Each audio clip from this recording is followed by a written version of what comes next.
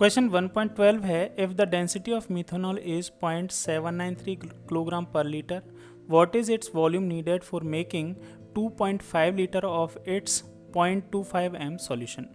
Question में density of methanol given है जो है 0.793 किलोग्राम पर लीटर।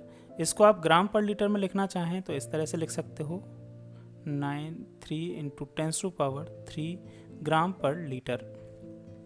और यहाँ पे वॉल्यूम ऑफ मीथेनॉल पूछ रखा है, वॉल्यूम ऑफ मीथेनॉल पूछ रखा है।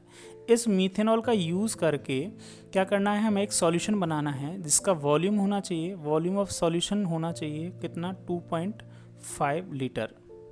और यहाँ पे मोलरिटी जो है, मोलरिटी ऑफ सॉल्यूशन जो बनेगा उसकी मोलरिटी होनी चाहिए 0.25 m।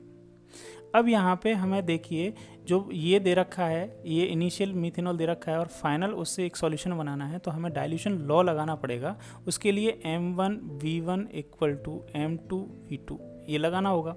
अब यहाँ पे m2v2 की वैल्यू तो गिवन है, यहाँ v1 की वैल्यू पूछ रखी है, तो यहाँ पे हमें m1 की वैल्यू और पता होना चाहिए, लेकिन m1 की वैल्यू डायरेक्ट नहीं दे रखी है, ये यहाँ पे डेंसिटी के फॉर्म में गिवन है।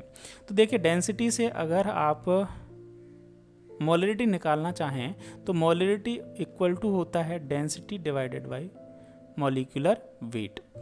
अब मॉलिक्यूलर वेट ऑफ मीथेनॉल, अगर मॉलिक्यूलर वेट ऑफ मीथेनॉल की बात करें तो मॉलिक्यूलर वेट ऑफ मीथेनॉल आप कैलकुलेट कर सकते हो, यहाँ पे 12 + 3 + 16 + 1, इसको कैलकुलेट करेंगे तो ये आएगा 32 ग्राम पर मोल।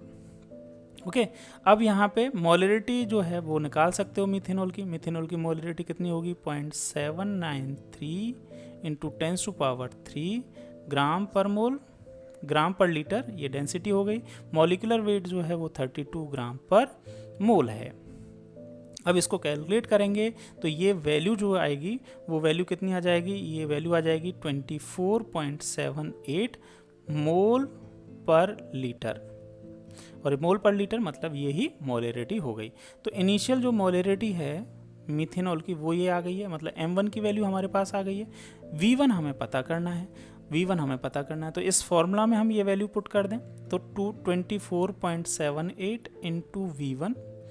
m2 की वैल्यू जो है वो होनी चाहिए 0.25 m इंटू v2 की वैल्यू गिवन है 2.5 लीटर। इन वैल्यूज़ को आप कैलकुलेट करेंगे तो वॉल्यूम ऑफ ये v1 की वैल्यू आएगी जो कि वॉल्यूम ऑफ मीथेनॉल होगी, और वो वैल्यू कितनी आ जाएगी 0.25 इंटू 2.5 डिवाइडेड बाई 24.78।